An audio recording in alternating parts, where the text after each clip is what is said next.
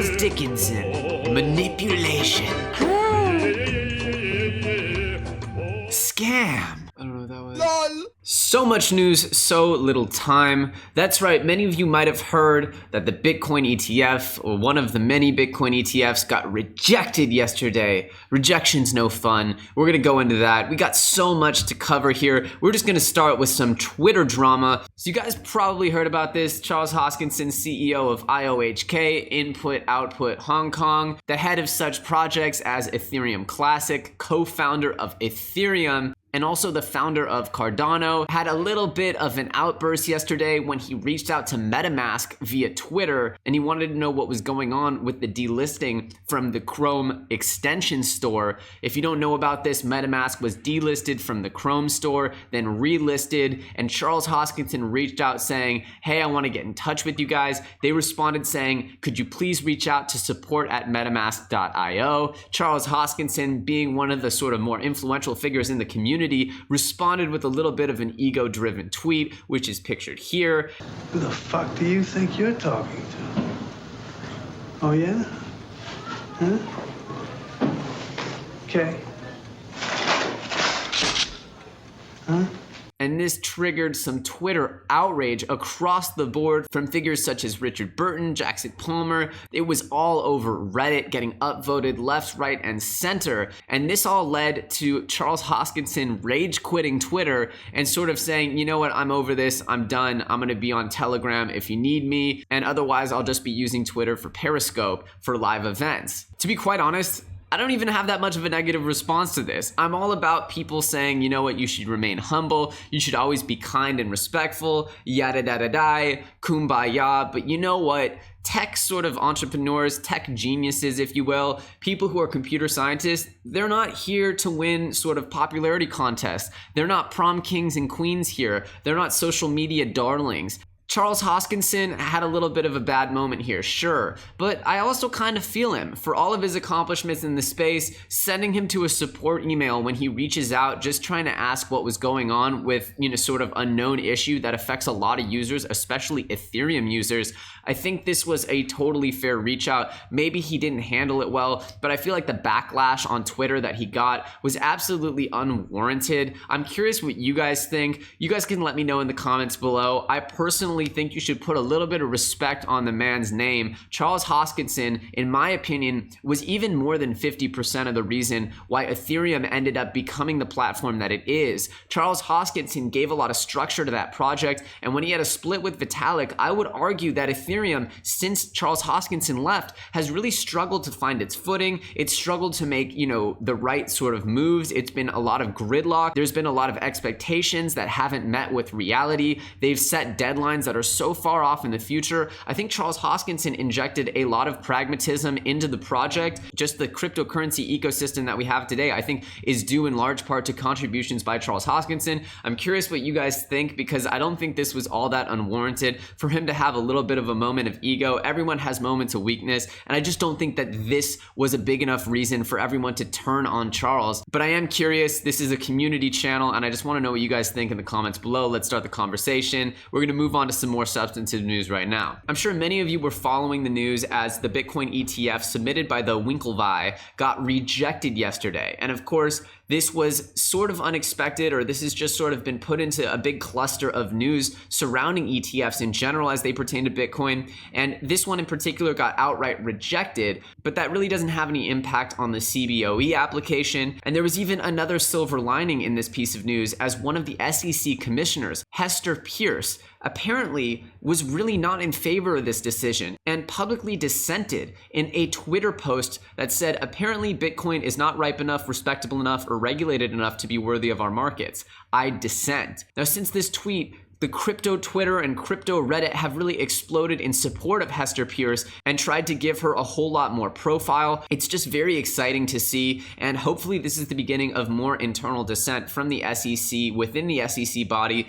and this is really just exciting, and it bodes well, in my opinion, for what the future rulings might look like by having people that are SEC commissioners also be supportive of cryptocurrency, and specifically the Bitcoin ETF. Like I said in my last video, we need to be realistic, we need to be grounded about what an ETF ETF timing looks like. Nobody, especially me, was expecting for there to be an all-out approval of an ETF anytime soon. Obviously, this flat-out rejection sort of caused a little bit of a hiccup in the market, but we've since recovered dramatically right up to where we were before that hiccup. But again, I don't think the rejection was that big of a deal. I think that the fact that we now have an SEC commissioner on record as dissenting to this decision is a big deal. And now we can move forward with some internal support from the SEC officially. And hopefully we can build that community from within the SEC that support this, and we can move towards a more actionable plan. All good stuff in my opinion, and nothing that really derails us in any way from where we were headed. Of course, there was this image circulating on Reddit, which essentially shows that as soon as the futures expired, we got a huge pump in price. But again, that kind of confuses me because we've been going up all sort of the last week or two. So the futures expiring on a little bit of a downtrend and then having it pop right back up to essentially where it was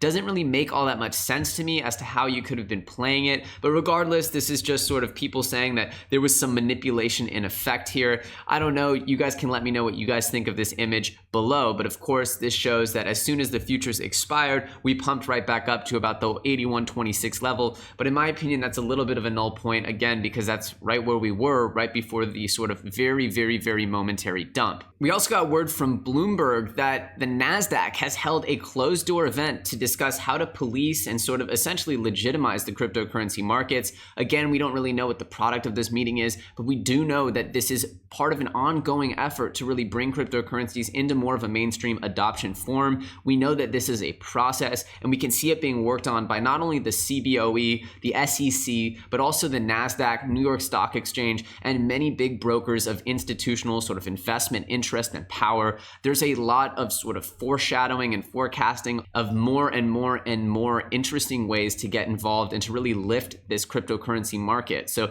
this is all very exciting stuff and part of an ongoing process. We all just need to have a little bit of patience, realistic expectations for timing, and understand that there will be hiccups and fluctuations along the way. They don't all mean something. There are issues such as custody and different kinds of sort of technicalities that they're still being worked out. We need to have a little bit of patience, and we know where we're headed in the eventuality of the next few years of cryptocurrency. The MasterCard CEO came out again saying that cryptocurrencies are junk. I don't think this is really a big deal or anyone should care because, of course, MasterCard credit card processing systems, credit card payment systems, they're very much so threatened by cryptocurrencies. So it doesn't really surprise me, and I don't think it should really even be considered news. We also got word today that ShipChain has been cleared of its cease and desist. There were some serious doubts surrounding this ShipChain project, especially earlier this year as it got hit with a cease and desist from the Office of South Carolina Securities Commissioner. And this was all, of course, surrounding its ICO, its token generating event. So this is phenomenal news for anyone who's invested in ShipChain. Now we're going to return for a moment today to talking about HashFlare.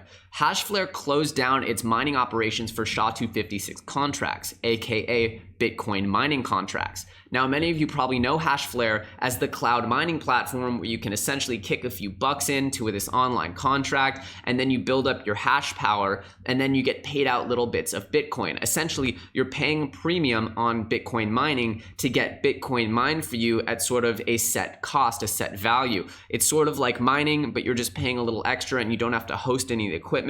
Now, HashFlare has been the subject of much doubt, much debate, because cloud mining platforms, especially ones based in Estonia, like HashFlare, haven't been the most transparent. Their website wasn't the most up-to-date and modern looking. They just didn't provide a lot of reinforcement showing that they were actually even conducting the mining. Now, there's not a ton of evidence that they weren't conducting mining, and there's certainly not a ton of evidence that they were conducting mining. But the fact that they canceled their contracts outright, and they're not going to refund people the amount of pro rata share that was still remaining on their contracts. By the way, they had some lifetime contracts, as in you put in a certain amount of money and you're guaranteed that mining for life. So those people are really out quite a bit of money. However, the people who have done annual contracts, maybe if you were so lucky as to start that annual contract in September of last year or something like that, you would only be about a month and a half out on your contracts. Well, that's not that bad. However, the people who did lifetime contracts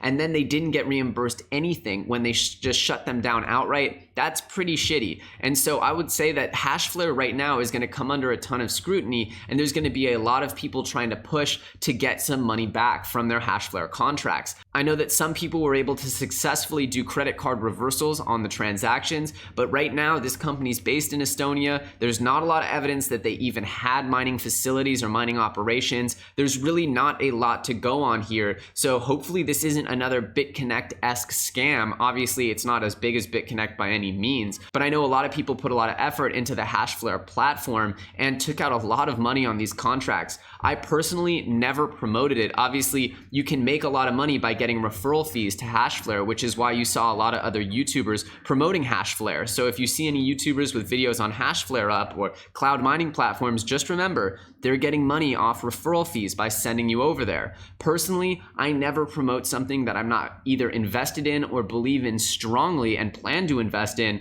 and HashFlare was just never up there on my list of something I believe in. I actually have set up a few different mining operations that are really big. It's part of one of my businesses, and so that's something that I had the benefit of, benefiting from big mining operations without having to do that. But having gone through that process, I know just how difficult it is to retrofit buildings for the amount of power usage, the cooling, all of the different sort of the noise aspects. There's so much that you have to do to really set up these mining operations that many people don't actually end up successfully getting through it. So I can totally understand why cloud mining is an attractive option, and I also can understand how this whole thing could have really been a bunch of smoke and mirrors, and it could have been a new sort of Ponzi scheme. I'm curious, what do you guys think? Do you think the HashFlare mining thing was the next BitConnect? That's a scam! Do you think it's just a big scam? Or do you think that this was an honest attempt to provide mining services to people that just kind of fell out and sputtered out with the sort of shuddering of the Bitcoin price, and that the fact that the Bitcoin prices weren't able to keep up? Let me know. I'm curious. Let's have a conversation in the comments below. And then there's also the news that the Google Play Store has removed all cryptocurrency mining apps and extensions from its Play Store, and that's because they said over 90% of these apps did not comply with the regulations. And there's also the obvious explosion of cryptojacking, and Google definitely cited that nefarious activity as a reason why they were shutting down this type of app and extension. So we'll have to see how this plays out. Obviously there are good actors in the space, and there are definitely some cool coins that try to use this for good, but for now you're not going to be able to mine mobily off of an app anymore, or in the near future off of the Google Play Store. They did caveat by saying that you will still be able to download apps that control your mining operations remotely. For example, if you have a mining operation, you have an app that monitors temperature and how many cards are running and all that good stuff, you'll still be able to run those, but you won't be able to mine mobily. We've also just gotten word that Wanchain has debuted its 2.0 version, announcing Ethereum interoperability and the ability to have multi-platform ICOs. We're going to go through their news release right now. Just so you can see, it's a pretty big release. It's very exciting, especially for the Wan fam, which has really suffered as the project has lost value steadily over the last few months since the ICO. But regardless, it's still a very cool project, and they're moving forward on their technology. So let's check out what they've got in store for this 2.0 version. If you don't know much about Wanchain, it's all about public to private cross-chain interoperability, specifically as it pertains to finance, but it looks like they're expanding their vision to go far beyond that, especially with this press release. Wanchain 2.0 is the first and only interoperable blockchain with secure multi-party computing, which will eventually allow for seamless integration with almost any blockchain in existence. The platform is now fully connected to the Ethereum blockchain with capabilities and development plans to scale. The new functionality, which is achieved through a combination of smart contracts, multi-party computing, and threshold key sharing, allows Ether to be transferred cross-chain from Ethereum's blockchain and accurately represented one-to-one on Wanchain's platform with a token called WETH, or Wrapped Ethereum, as it's being called and used on decentralized exchanges among other different applications. So you can deploy distributed contracts for WAN and ETH, you can deploy ICO contracts that support both WAN and ETH, and you can deploy credit and debit contracts for WAN and Ethereum on Wanchain. Key use cases obviously include finance. This is really the first and primary understanding that I had about the Wanchain platform, was that it was going to be finance driven. It was going to be very much so a financial platform, trying to take these sort of privatized chains, these sort of financial assets, private assets, and making them available on public blockchains like Ethereum without compromising prioritizing privacy. Second, they want to go into supply chain logistics. Now, this makes a lot of sense if you have private supply chains or private chains that are being managed by different suppliers, and then you want to have them also sort of function off a public blockchain or interoperate with a public blockchain. This is very interesting. They use the example of a restaurant that has many different suppliers operating off private chains, but they can track down if there was an outburst of E. coli, they could track down and figure out exactly which supplier was supplying that ingredient and get rid of it on their supply chain, or cleanse their supply chain of that E. coli outbreak. Very interesting stuff. I had not thought of Wanchain as a supply chain logistics sort of blockchain, but I guess in theory they can all be used that way, or a lot of them can be used that way. So if they're going into this world and they're going to start setting up those partnerships, I'll definitely be starting to pay even more attention than I was. Obviously, when it comes to privacy, you're thinking about things like medical identity and just identity in general, medical records and identity in general, which are two of the other use cases they bring out here. These are very exciting sectors of blockchain, and obviously there's a project I've invested a lot into called The Key out of China, which is focusing on this. I think there's a big future for the medical industry to be using blockchain to sort of transfer medical records, and also for the identity sector to sort of validate identities while also preserving privacy across the entirety of the lifespan of that operation. All in all, it's very exciting stuff, and there's a lot to look forward to when it comes to the Wanchain project. Let me know in the comments below, are you holders of Wanchain? Are you planning to buy some Wanchain? It's pretty low in value right now, so I'm curious what you guys think of this project and if you're planning to scoop up some before we get the next bull run fully underway. If you enjoyed today's video and you're not already subscribed to this channel, I encourage you to hit that sub button and click that little bell notification so you're made aware whenever we put out new content. This is just the beginning. We got a ton of good videos coming up for you guys. Smash up those likes for me. I'll see you down in the comments. As usual, I'm Elio Trades. You're watching FUD TV, and I'll see you very, very soon on the next episode.